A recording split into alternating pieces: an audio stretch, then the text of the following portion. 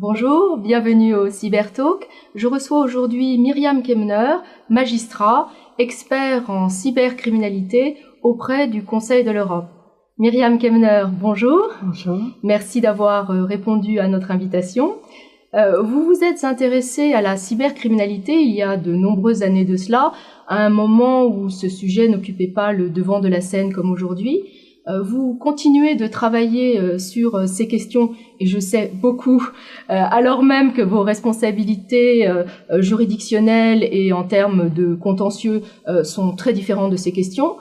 Comment vous êtes venu cet intérêt pour la cybercriminalité et quel est le sens de votre démarche ?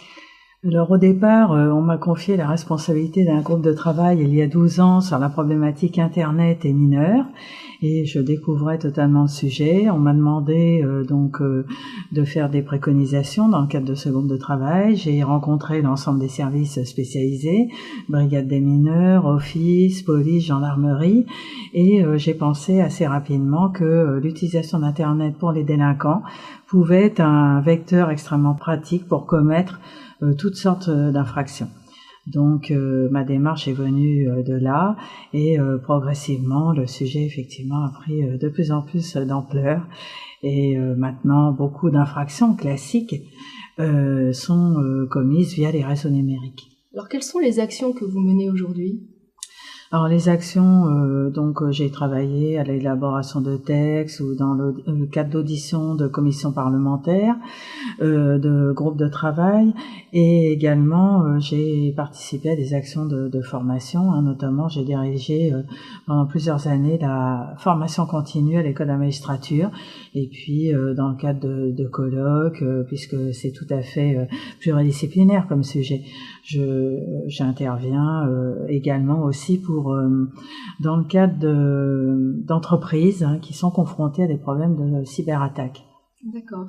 La cybercriminalité est un phénomène relativement nouveau, en plein développement, qui nécessite un traitement judiciaire important. Selon vous, le droit français est-il adapté à cette nouvelle forme de criminalité ? Alors effectivement, le droit français s'est adapté très tôt à ces problématiques, et s'est adapté par différentes lois, dès 78 par la loi informatique et liberté, qui a considéré que l'ordinateur pouvait attenter aux libertés individuelles. Ensuite, une loi ancienne et encore tout à fait d'actualité, c'est la loi Godefroy de 88. Et progressivement, nous avons eu des adaptations, notamment en matière de droit processuel, pour rassembler par exemple la preuve numérique. Et le système français fait beaucoup d'envieux, et beaucoup de pays s'en inspirent. J'ai l'exemple par exemple du Japon, plusieurs pays, des pays d'Afrique de l'Ouest s'inspirent de notre législation. Donc on a un droit adapté, il y a toujours des petits calages qui se font en fonction des nouveaux modes opératoires ou des nouvelles fonctionnalités d'Internet, mais globalement on a un arsenal performant. Alors, qui dit nouveau type de criminalité, dit également formation pour mieux le comprendre, mieux l'appréhender et mieux également le contrer.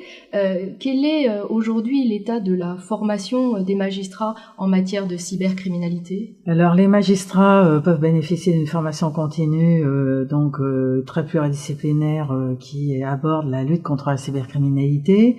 Il faut savoir aussi que les services d'enquête, les offices et aussi bien la police que la gendarmerie accueillent des magistrats dans leurs services. Il y a cet aspect-là, et c'est vrai que je pense qu'il va falloir développer ces actions de formation, puisque même moi je fais de la formation continue et j'essaie de faire de la veille juridique, de voir les nouvelles problématiques. La formation des magistrats ne peut que s'accélérer en matière de lutte contre la cybercriminalité. On parle beaucoup en ce moment de l'opportunité de créer un corps spécifique de magistrats dédié justement au traitement des affaires de cybercriminalité. Que pensez-vous de cette idée ? Faut-il aller vers une spécialisation des magistrats en ce domaine ? Alors vous faites certainement allusion au rapport Bockel, qui dans sa préconisation 16 évoque la création d'une juridiction spécialisée pour traiter les affaires de cyberattaque. Je pense c'est une idée qui me semble pertinente, mais avant de créer cette juridiction, je crois qu'il faut faire déjà une étude, le nombre d'affaires qui seraient concernées et traitées dans cette juridiction, et avant peut-être peut-être en amont, je pense que je dirais pérenniser la création de magistrats référents au niveau des parquets, par exemple. Ça se fait sur les cours d'appel de Paris et Versailles, mais il y a un tel turnover que c'est difficile d'assurer une pérennité de ce dispositif. Je crois qu'il faut vraiment le généraliser au niveau de l'ensemble du territoire national, et je pense qu'effectivement c'est obligatoire de spécialiser les magistrats, puisque les problématiques liées à la cybercriminalité sont quand même différentes de celle de l'économique et financier. Souvent, c'est rattaché. Il y a deux grands services, c'est-à-dire économique et financier, où on a des affaires de cybercriminalité, et par exemple les parquets mineurs.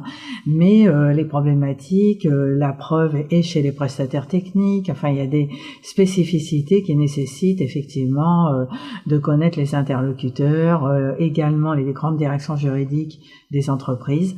Donc une spécialisation, je pense que progressivement on va y venir de façon pérenne.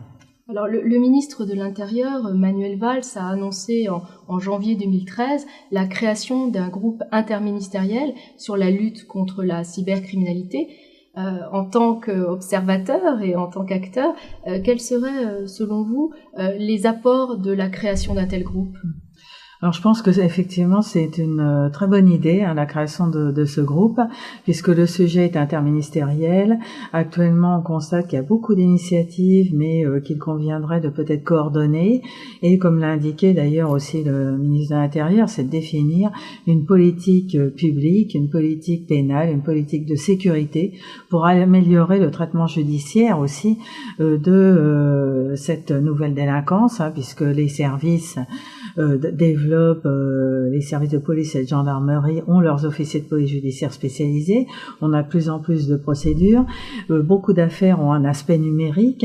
Donc, il faut que la chaîne pénale soit vraiment complète. Il y a aussi l'aspect du commerce e-commerce qui se développe. Il faut que ce commerce se développe en toute sécurité. Donc, il y a aussi le ministre, Madame Fleur Pellerin, d'ailleurs, a abordé ces problématiques, lutte contre la cybercontrefaçon. Donc l'ensemble des acteurs est concerné. Je pense que ce groupe interministériel peut permettre de coordonner des actions peut-être encore dispersées. Merci infiniment Myriam Kemner d'avoir répondu à nos questions et de nous avoir éclairé sur le rôle que la justice doit jouer dans la lutte contre la cybercriminalité. Merci beaucoup. Merci à vous de nous avoir suivis et à bientôt pour un nouveau Cybertalk.